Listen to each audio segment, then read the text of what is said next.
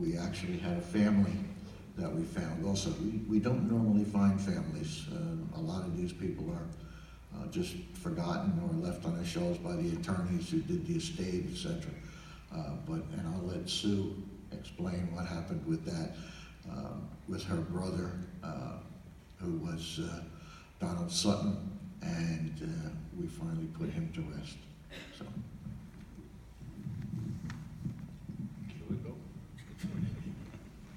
He doesn't like to let go, he loves to talk. My name's Ernie DiOrio, and well, it's part of Forgotten, but I don't have to say much because Richie said it all, which was perfect. Like he said, the spouses, the veterans. So we've come a long way with this, and we have a long way to go yet with this. I'm going to give this to Sue. She was one of the family members. Sue? Thank you. Yes, my name is Susan.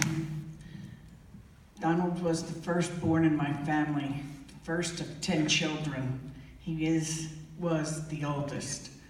Audrey, who's passed just January, was only 15 months younger than he, and I wish she had lived long enough to see this. But he was my big brother. We did whatever we could to annoy him, because that was little kid's job. But he was always good with the babies, with the kids. Taught my nephews how to play chess. He was a big fan of progressive jazz, big Brubeck fan, and took up all of the 1950s jazz jargon, calling people daddy-o, which of course led us to tease him as much as we could, because it was our job. I found it amazing that he fell through the cracks and was left on a shelf in the funeral parlor for 40 years. What amazed me even more was that at the service, we were the only family. There was one other person there. There were 4 urns, and the Suttons were the only ones there. I can't begin to imagine why no other family would show up, would be thrilled to find that they have the ashes or the loved ones back again.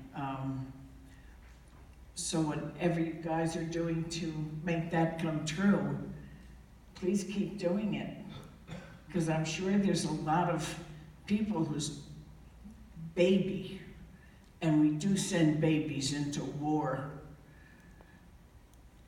their babies are gone, they might never hear them again, or might think they got lost or missing in action, and they're sitting on a funeral parlor someplace.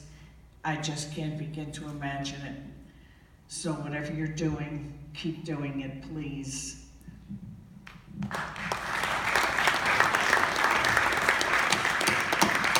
Good afternoon. My name is Dennis, better known as the Colonel.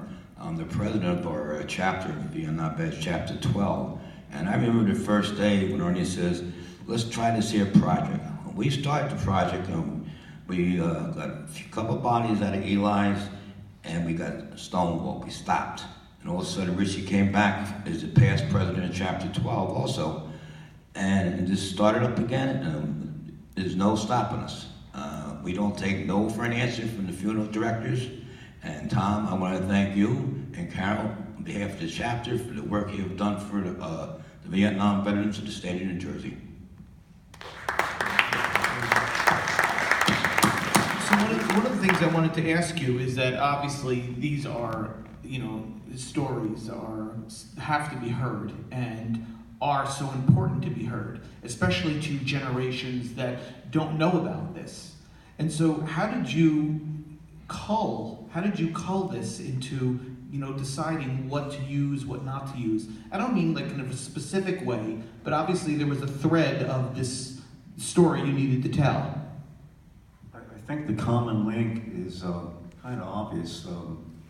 I went for the more emotional lines and the way they were delivered. and how they all fit together. I mean, obviously Agent Orange, we touched on a couple times. I think Anthony did a great job summing up the value of war.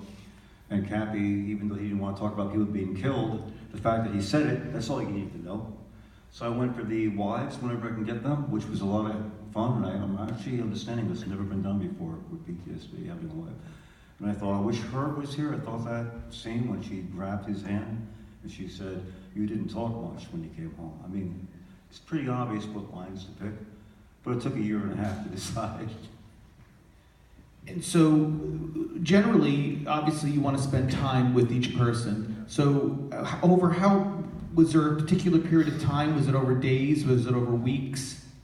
Because talking about this stuff is so emotional, and the cause is so dear and is so important. It's sometimes you just can't articulate that in a soundbite. Yeah, it's funny, I have to mention that Bill was telling me that I forced his way into his house. By the way, it's kind of funny. Being, again, it's hard because they would talk about these things, but I needed to get that intimate connection to the audience, so I needed to go to their home. And Bill being a medic, he's seen some horrible things, and I think bringing those homes on the screen and letting people see how they live now and why they're still living with it will never go away. This is something that will continue. But then what's worse, we've forgotten. So first, we send all these people to war, brave young men. They come back, they deal with being spit on, mistreated, Agent Orange, generations who will kill their families. And then, oh, by the way, when you die, they're going to leave you in a funeral home for 50 years in a box. So I think that in many ways, we did a half-hour pilot based on Forgotten, which is completed, which you saw the opening of tonight. And we actually bring Donald Sutton to life. We have an actor playing him.